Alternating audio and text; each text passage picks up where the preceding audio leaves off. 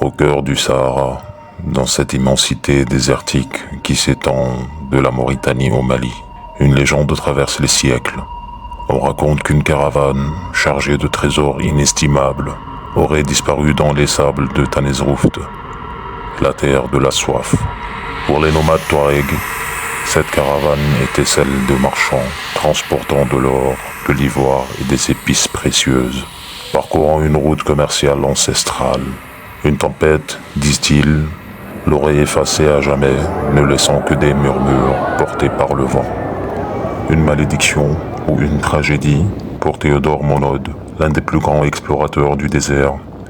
Cette histoire était une énigme qu'il devait résoudre, mais ce qu'il trouva allait au-delà de la légende.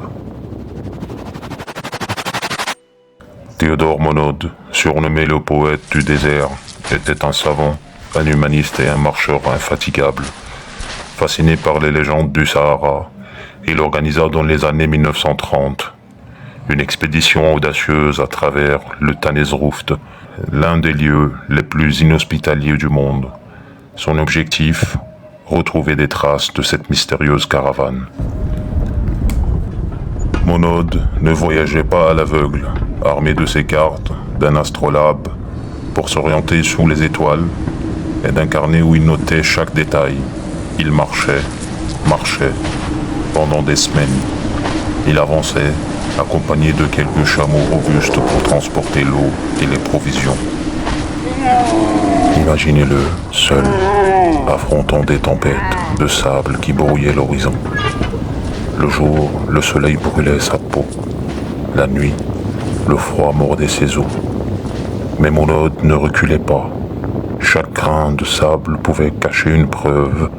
Chaque pierre pouvait révéler une histoire. Au cours de son voyage, il fit des découvertes fascinantes. Des tumulus funéraires remontant à l'ère pré-islamique. Des outils en pierre taillés par des peuples sahariens il y a plus de 5000 ans. Des indices de routes commerciales millénaires empruntés par des civilisations comme les Garamantes, un peuple énigmatique du désert. Mais la caravane perdue, elle restait introuvable. Pourtant, chaque vestige retrouvé racontait une partie de l'histoire, et pour Monod, ces découvertes étaient bien plus précieuses que tout trésor matériel.